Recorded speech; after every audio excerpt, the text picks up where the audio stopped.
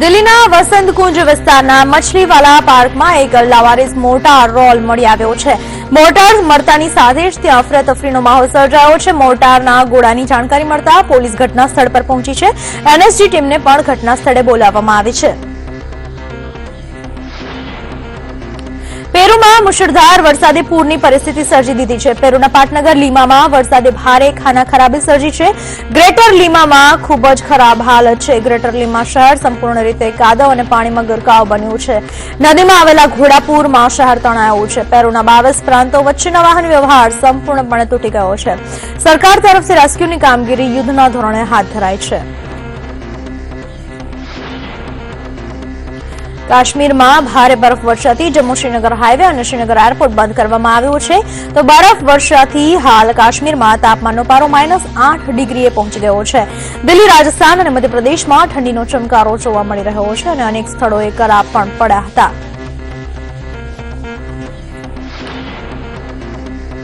કાશ્મીરના ગુરેજ સેક્ટરમાં બુધવારે થયેલા હિમપ્રપાતની 2 ઘટનામાં શહીદ થનારા જવાનોનો આંકડો 15 થઈ ચૂક્યો છે. ગુરુવારે વધુ 4 મૃતદેહો મળી આવ્યા છે. ત્યારબાદ રેસ્ક્યુ ઓપરેશન પૂરું થયું છે. શહીદ જવાનમાં 1 મેજર અને 14 જવાનોનો સમાવેશ થાય છે.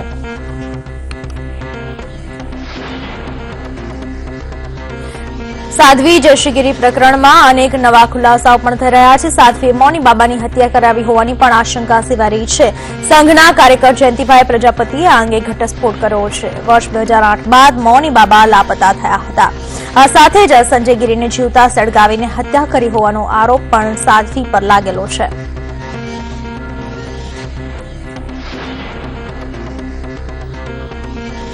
અમેરિકાના રાષ્ટ્રપતિ ડોનાલ્ડ ટ્રમ્પે દેશમાં શરણાર્થીઓના આગમનને અટકાવવાનો અને 7 મુસ્લિમ દેશોથી આવનારા નાગરિકો માટે કડક કાયદાવાળા કાર્યકારી આદેશ પર હસ્તાક્ષર કર્યા છે.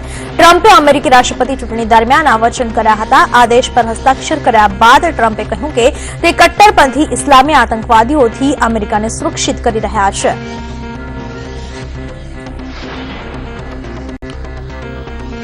ગુજરાતના વર્તમાન ઇન્ચાર્જ પોલીસ મહાનિર્દેશક પૃથ્વીપાલ પાંડેની તારીખ 31 જાન્યુઆરીના મુદ્દત પૂર્ણ થવાના આરે છે. ત્યારે રાજ્યના નવા પોલીસ મહાનિર્દેશક કોણ બનશે તે મુદ્દો પોલીસ બેડામાં ટોક ઓફ ધી ટાઉન બન્યો છે.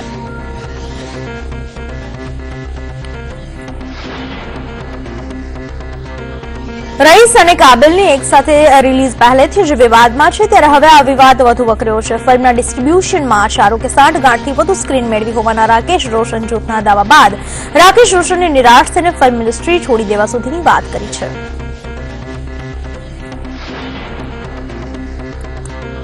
ફરી એક વખત વિદેશ મંત્રીની સક્રિયતાથી હૃદયની બીમારીથી પીડાતા એક નવજાતને સારવાર મળી છે. સુષ્મા સ્વરાજના આદેશ બાદ નવજાતને ભોપાલથી એરલિફ્ટ કરીને દિલ્હી લાવવામાં આવી, જ્યાં હૃદયની બીમારીનો ઇલાજ ચાલી રહ્યો હતો.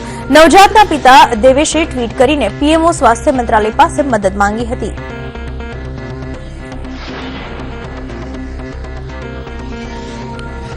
સામાજિક ન્યાય અને તંત્રના ભ્રષ્ટાચાર સામે અવાજ ઉઠાવતો ગુજરાત બીએસએફના જવાનનો વીડિયો વાયરલ થયો છે. જવાને આ વીડિયો ફેસબુક પર અપલોડ કરી કેટલાક સનસનીખેજ આરોપ લગાવ્યા છે. ये भ्रष्टाचारी